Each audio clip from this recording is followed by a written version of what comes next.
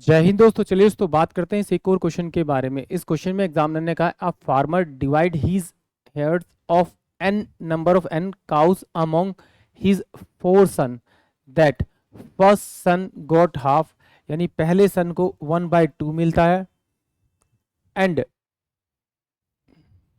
The second son got 1/4, वो 1/4 लेता है and the third son got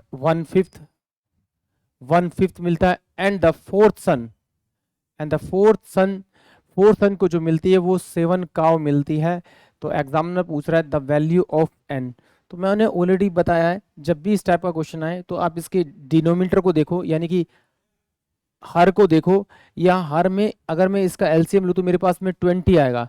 यानी कि अगर मैं एज्यूम कर लूँ कि टोटल नंबर ऑफ उसके पास में काउ 20 थी, तो उसने 1/2 पार्ट यानी कि 10 काउ तो उसने पहले वाले सन को दी होगी।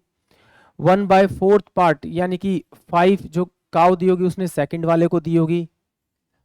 1/5 पार्ट यानी कि 4 गांव जो 4 गाय हैं वो कि थर्ड बेटे को दी होगी, और फोर्थ वाले को वो 7 दे रहा है।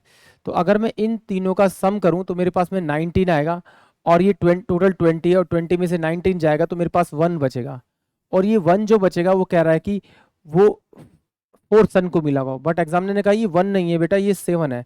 तो इसको किससे मल्टीप्लाई करना पड़ेगा? 7 से मल्टीप्लाई करेंगे तभी तो 7 बनेगा, क्योंकि एज्यूमिंग है। इस 7 से इसको मल्टीप्लाई कर दीजिए 140, यानी कि टोटल जो नंबर ऑफ गाय होगी इसके पास में 140 होगी, यानी कि ऑप्शन सी इस क्वेश्चन के लिए करेक्ट होगा। एक बार फिर देखते हैं कि मैंने क्या किया। मैंने यहाँ पर देखा जो डिनोमिनेटर यानी हर जो है वो मेरे पास में 5, 4 और 2 था। मैंने इनका एलसीएम ले लिया, एलसीएम मेरे पास में 20 आया, तो मैंने 20 लिया। माना कि टोटल जो गायें थी उसके पास में वो कितनी थी? 20 थी।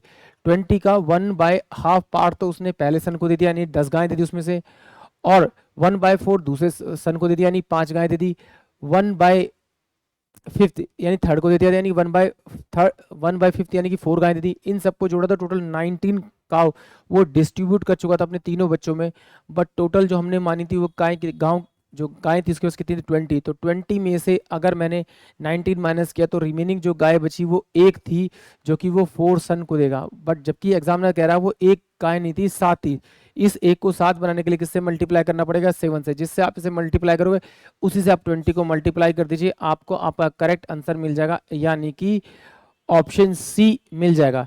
या फिर आप डायरेक्टली इसे ऐसे भी कर सकते हैं। मान लीजिए कि नंबर ऑफ जो गाय थी वो मेरे पास में एक थी, तो एक में से आप 1/2 माइनस का 1/4 माइनस का 1/5 करेंगे तो इनका डिफरेंस जो आना चाहिए वो 7 के बराबर होना चाहिए। तो एलसीएम लेंगे तो 20 आएगा, तो 20 माइनस का, तो ये कितना हो जाएगा आपका 10, माइनस का ये क्या 5 चौक 20 यानी 5, ये कितना हो जाएगा? माइनस का 4, और बराबर में कितना हो जाएगा आपका? ये 7 हो जाएगा, और अपॉन में कितना हो जाएगा आपका? ये 20 हो जाएगा। तो ये कितना? ये टोटल 9 और ये 19 में से गया तो क्या 1/20 बचेगा?